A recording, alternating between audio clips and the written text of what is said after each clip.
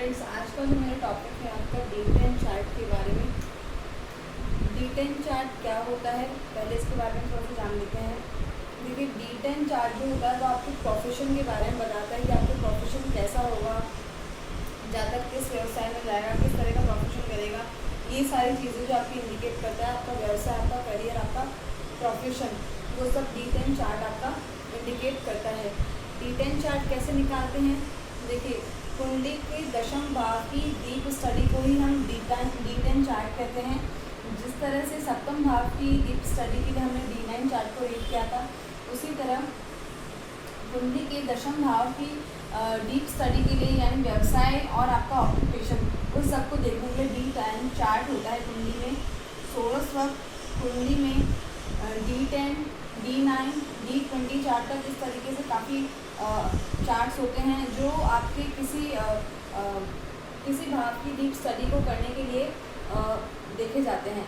उन्हीं में से D10 चार्ट एक है जो आपके व्यवसाय को निर्धारित करता है।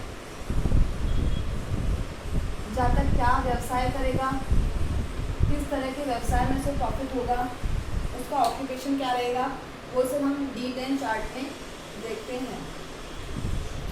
तो D10 चार्ट को देखने के लिए सबसे पहले मैं आपको बता दूं, कुंडली में जिस तरह से लग्न होता है, लग्न की तरह ही D10 चार्ट होता है। D10 चार्ट निकालते कहाँ से हैं? तो अगर आप देखें, सॉफ्टवेयर होते हैं आजकल अवेलेबल बहुत सारे।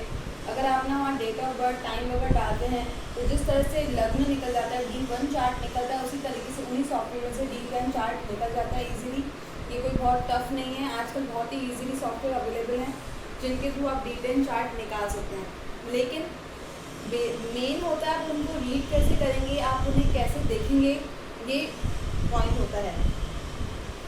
तो देखिए, D10 चार्ट जो होता है, सबसे पहले आप जो लग्न कुंडली में दशम भाव का जो स्वामी है उसको देखिए, वहाँ कौन सा नंबर लिखा हुआ है। सपोज कीजिए अगर वहाँ 4 नंबर लिखा हुआ है तो वहाँ कर्क राशि बैठी हुई है, और कर्क राशि की स्वामी का कर्क राशि का जो स्वामी होता है वो होता है चंद्रमा।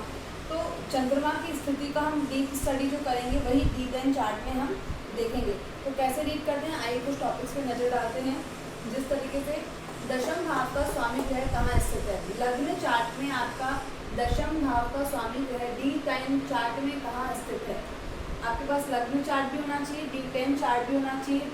D1 चार्ट में दशम भाव के स्वामी की स्थिति D10 चार्ट में किस तरीके से प्लेसमेंट है। यदि वो लग्न में होकर के बैठा है या लग्न में ही उस राशि के नंबर से है या D10 चार्ट में ही बैठा हुआ है, तो आप मानिए जो D1 चार्ट वाला जो D1 चार्ट में जो आपकी दशम राशि का जो स्वामी है वो इम्पॉर्टेंट है। सपोज कीजिए आपका D1 चार्ट में सूर्य बैठा हुआ है, तो सूर्य आप D10 चार्ट में सूर्य की कंडीशन देखिए, दशम भाव का स्वामी कहाँ स्थित है D10 चार्ट में, कौन सा ग्रह दशम भाव में स्थित है। स्वामी के ग्रह स्वामी के साथ में आपको ये भी देखना पड़ जाता है कि उस दशम भाव में कहीं कोई ग्रह तो नहीं बैठा हुआ। यदि सपोज कीजिए D1 चार्ट में सूर्य की राशि के साथ में बुध बैठा हुआ है, तो बुध की प्लेसमेंट भी आपको D10 चार्ट में देखनी पड़ेगी कि वहाँ पे वो किस कंडीशन में बैठा हुआ है। योग कारक है, मारक तो नहीं, कृत भाव में तो नहीं है, और योग कारक है भी कि नहीं है, उन सब की गणना भी आपके ऑक्यूपेशन को निर्धारित करती है। दशम भाव के स्वामी ग्रह की D10 चार्ट में कैसी कंडीशन है, वही चीज़ होगी जो आपका D1 चार्ट होता है, उसके राशि स्वामी की D10 चार्ट में कैसी कंडीशन है। आपको फिर वही बता दूं, अगर D10 चार्ट में दशम भाव का जो स्वामी ग्रह है वो अच्छी कंडीशन में है, स्वग्रही है, उच्च का है, केंद्र में है, त्रिकोण में है, पाप ग्रहों से ग्रसित नहीं है, या लग्न में ही बैठ गया, या D10 चार्ट में ही स्वयं बैठ गया है, तो आप ये मानिए आपके लिए बहुत ही, आपके व्यवसाय के लिए अति उत्तम होगा। और उस ग्रह के अकॉर्डिंग आप अपना व्यवसाय जो है निर्धारित कर सकते हैं। दशमांश में जहाँ दशम भाव का स्वामी, उसकी ग्रह स्थिति कहाँ है, ये भी आपको बहुत इम्पोर्टेंट तरीके से देखना है।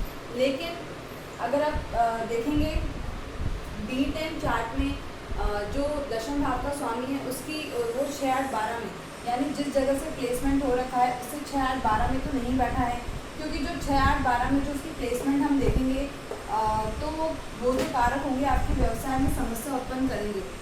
यदि दशमांश यानी D10 चार्ट में जहाँ दशम भाव का स्वामी उसी गृह स्थिति वहाँ से 6, 8, 12 में उत्पन्न तो नहीं है। इसका मतलब ये नहीं है कि जहाँ पे वो बैठा हुआ है तो त्रिक भाव आपको देखने नहीं। सपोज कीजिए सूर्य अगर आपका बैठ गया पंचम भाव में, तो हम पंचम भाव से छठे, 8वें और 12वें भाव की गणना करेंगे, ना कि लग्न से गणना करेंगे। हम करेंगे पंचम भाव से छठे, 8वें और 12वें भाव की गणना कि उसमें सूर्य कहाँ बैठा हुआ है, वहाँ से सूर्य की यानी पंचम भाव से सूर्य छठे भाव में, 8वां भाव और 12वां भाव कैलकुलेट करेंगे। वहाँ से जो अगर आप देखेंगे तो वो जो होगा वो वाला भाव उस व्यक्ति विशेष के व्यवसाय में एक समस्या उत्पन्न करता है। ये हो गई D10 चार्ट के बारे में कुछ इन्फॉर्मेशन कि आप क्या देखेंगे।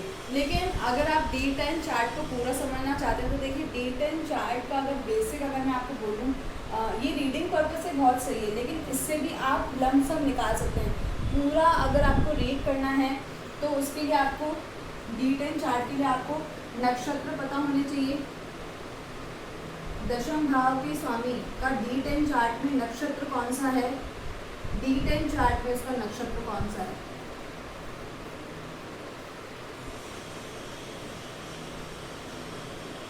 दशम भाव के स्वामी का D10 चार्ट में किस नक्षत्र में है वो आपको क्लियर होना चाहिए। कौन सा ग्रह वहाँ बैठा है वो आपको पता होना चाहिए D10 चार्ट में। और D1 चार्ट में दशम भाव के स्वामी के द्वारा भी कैलकुलेशन होती है। यानी अगर हम बेसिकली देखें तो नक्षत्रों द्वारा, ग्रहों द्वारा और भावों द्वारा हम व्यवसाय की गणना करते हैं। यदि D10 चार्ट में दशम भाव के स्वामी का नक्षत्र अगर आप मान लीजिए उसका नक्षत्र है, मूल नक्षत्र है, तो मूल नक्षत्र बेसिकली किस चीज़ को दर्शाता है, कैसे व्यवसाय को दर्शाता है वो सब हम देखेंगे। जैसे चिकित्सा को दर्शाता है, हीलिंग को दर्शाता है, आपका अध्यात्म को दर्शाता है और भी काफ़ी सारे क्षेत्र उनको दर्शाता है। भावों के अकॉर्डिंग अगर मैं देखूँगी तो कौन से भाव में बैठा है, अगर हम देखूं पंचम भाव में अगर दशम भाव का स्वामी बैठा है तो पंचम भाव किस चीज़ का होता है, पंचम भाव आपका होता है विद्या का, आपके स्टडीज़ का, आपके मंत्रों का, इन सब चीज़ों का होता है, शिक्षा का होता है। तो वो व्यक्ति विशेष शिक्षा में अपना व्यवसाय में टीचिंग की लाइन में हो सकता है, अध्यात्म में हो सकता है, आपका गहन जो रिसर्च वाले जो क्षेत्र होते हैं उनमें भी हो सकता है। तो इस तरीके से हम निकाल सकते हैं। और कौन सा ग्रह D10 चार्ट में बैठा हुआ है, D10 चार्ट में कौन सा ग्रह बैठा हुआ दशम भाव के स्वामी के साथ में, ये भी बहुत इंपॉर्टेंट है। यानी सपोज कीजिए अगर भी मैं एग्जाम्पल सूर्य के साथ में बुध बैठा हुआ तो बुध की कंडीशन D10 चार्ट में कैसी है, वो कहाँ है, किस तरीके से स्थित है, उसके अकॉर्डिंग भी हम कैलकुलेशन करेंगे। तो देखिए बुध किसका कारक होता है, बुध कारक ग्रह होता है आपका वाणिज्य का, व्यापार का। तो बुध का यहाँ पे योग कारक कंडीशन होना बहुत ही इंपॉर्टेंट है।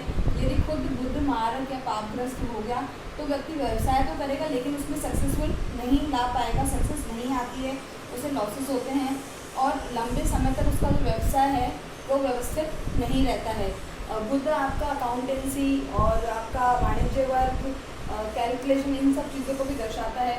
तो बेसिकली इन सब पॉइंट्स के अलावा भी अगर आप देखें D10 चार्ट की स्टडी के लिए तो आपको ये पता होना चाहिए कि नक्षत्र, ग्रह और भाव, इन तीनों के आधार पर ही हम जो कंक्लूजन निकलता है, आपका जो थ्योरी निकलती है, उसी से व्यक्ति विशेष का व्यवसाय निर्धारित होता है। आगे आने वाले चैप्टर में मैं आपसे ग्रहों के यानी कौन से ग्रह से व्यक्ति विशेष का कौन सा व्यवसाय निर्धारित होता है इसमें बात करेंगे। उसके बाद नक्षत्र और उसके बाद भावों के अकॉर्डिंग आपकी सारी चीज़ें बताऊंगी कि किसी व्यक्ति विशेष का अगर दूसरा भाव है तो कौन सा क्या विशेषता होगी, अगर नक्षत्र कोई और है तो क्या विशेषता होगी। बेसिक जो होता है आपका D10 चार्ट को निकालने के लिए आपको ये थ्योरम क्लियर होनी चाहिए, उसके बाद ही आप नेक्स्ट स्टेप पे आ सकते हैं। और इन तीनों के कंक्लूजन से ही अगर आप निकालेंगे तो आपको इजीली पता चल जाएगा कि आप जो है किसी जातक का, किसी व्यक्ति विशेष का व्यवसाय, ऑक्यूपेशन और करियर कैसे निकाल सकते हैं। होपफुली आपको आज की वीडियो बहुत अच्छी लगी होगी। अगर अच्छी लगी तो प्लीज़ लाइक कीजिए, कमेंट कीजिए और शेयर भी कीजिए, क्योंकि आपकी तरफ कोई और अगर ज्योतिष जानने के इच्छुक है तो उनके लिए भी इजी माध्यम हो जाएगा ये। और होपफुली अच्छी ही लगी होगी आपकी वीडियो। तब तक के लिए प्रणाम। ओम नमः शिवाय।